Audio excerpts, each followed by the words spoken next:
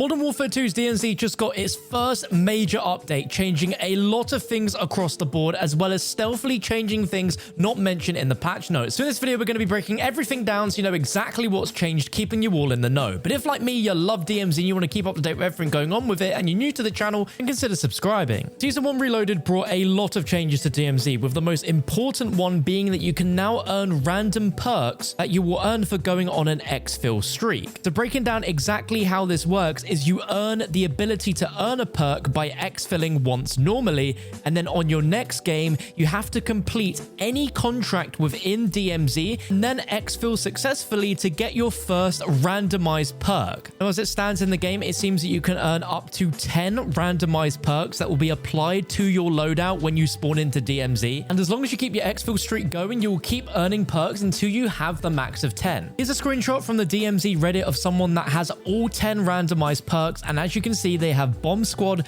Battle Hardened, Strong Arm, Scavenger, Fast Hands, Focus, Cold-Blooded, Spotter, Quick Fix, and the most controversial, Ghost. Now, do you think perks belong in DMZ or not? Let me know your opinion on it in the comment section below, because on the one hand, it's a great bonus for successfully exfilling multiple times in a row, because up until now, you got no bonuses for exfilling multiple times in a row, so this is a really cool reward. But on the one hand, this will definitely make some of those PvP engagements a little bit more unfair. And up until now, every PvP engagement has been on a level playing field where it's all down to gun skill on if a player will be able to take down another. And since the only way you can get the perks in DMZ is to exfil after completing a contract, a lot of players are immediately trying to perform the easiest and fastest contracts when they spawn in, then exfilling right at the start of a game and rinsing and repeating until they build up all of these perks. And since people will get knowledge that players are going to be doing this, a lot more players are going to be camping at exfil points from earlier on into a DMZ game in order to get some free kills. And at the time of making this video, it also appears that some of the perks just straight up don't work in game. I unlocked Strong Arm, and when I was throwing my equipment, I did not see the trajectory, like as if the perk just wasn't active. That should be fixed very soon. Now, this next change is a big one and an undocumented change, but a lot of players are noticing that the AI are suddenly even stronger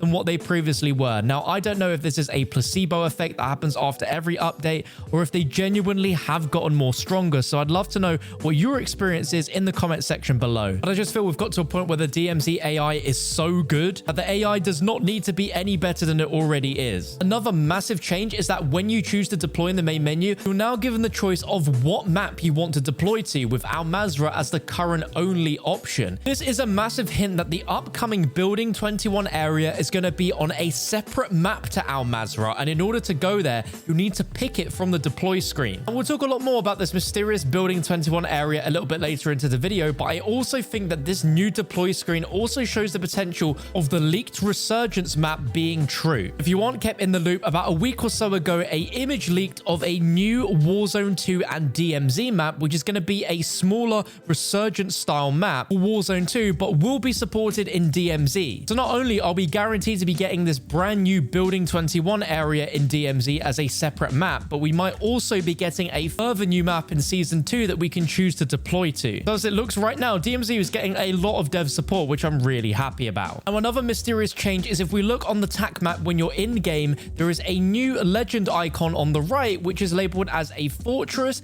and elite fortress, but there are no highlighted areas on the overall map of Al Mazrah that have these so-called areas. Kinda suspicious. If I was to take a guess at what a fortress and elite fortress could be, it could be a newer, much tougher version of a stronghold, potentially similar to the black sites that we see in Warzone 2, or these could be the ways that you can travel from the Al Mazrah map to the Building 21 area without first deploying into Building 21. If you've got any theories, let me know your thoughts in the comments below. The buy station gear user interface has been adjusted to separate the infinite amount items and the limited stock items into separate sections, which I think looks a lot cleaner now. When your insured weapon slot has a cooldown timer on it, the time now displays in the format of hour, minutes, and seconds, rather than the time being solely calculated in minutes, which will make this a lot cleaner to understand and be able to look at it a lot quicker. What's also nice is when you exfil, you'll see that exfil streak as well as a new mission progression splash screen, which shows the progress you made on missions during that specific run. I mentioned earlier in the video about building 21. This is going to be a huge new secret area that's going to be part of DMZ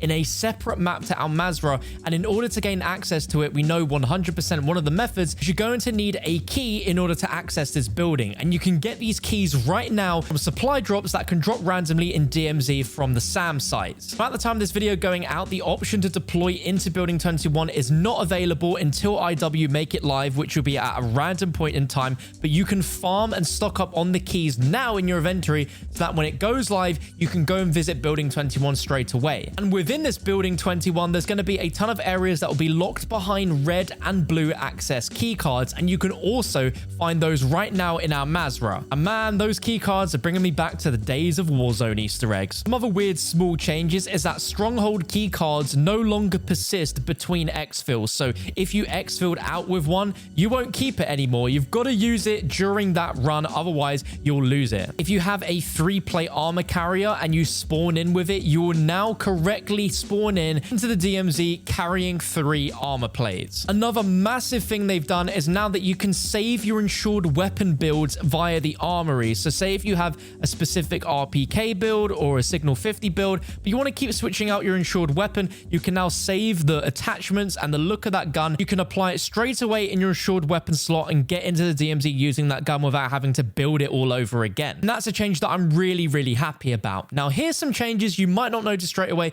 but are pretty significant. If you've learned where the best loot spots are in DMZ, well, some bad news. Some of them have been changed. The airport loot boxes have been nerfed to high heaven. At God tier spawn underneath the airport where you had all of those chests are now gone, as well as all of those rare chests outside of the airport doors that lead you into the denied zone. Thankfully, the actual airport itself, the denied area, still has all of the great loot inside, but those easier crates to get without having to go inside the airport have now gone. But to all my hotel room 302 lovers, do not worry. That has not changed. That loot is still incredible and is now easily the best loot spot in the game. A few items have had the value of them reduced inside the DMZ, which is pretty random. So Alcatala photos and diagrams have been reduced from being worth 2,500 to 1,500.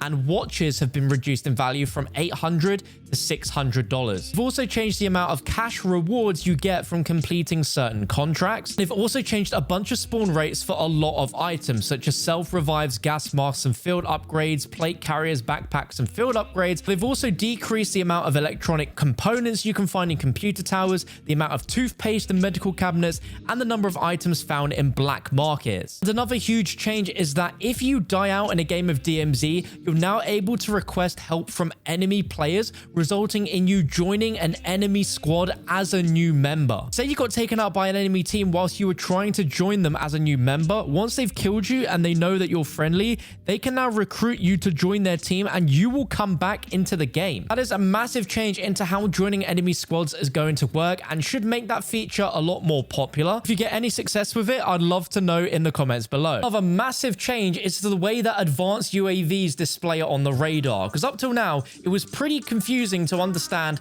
what was AI and what was real players. But now when you pop an advanced UAV, you'll see a cluster of AI near you, but then you'll also see gaps where you will clearly see groups of 1, 2 or 3 radars on their own, which will definitely be real players. And the advanced UAV also stretches to other areas that are next to where you are. So in this example, you can see that I can see quite a few players near hydroelectric, as well as some being near quarry, which aren't exactly close to me and are way clearer as actual players than before. To me, this makes a much welcome change, as it makes it so much clearer to tell real players from AI and makes the advanced UAV a lot more useful, as before people would just use normal UAVs because it was clearer to see what was real players and what was AI. Other addition, which is definitely a bug right now, which could be fixed at any time watching this video, is that you can currently hear the audio of a UAV tower being used anywhere on the map. So you could be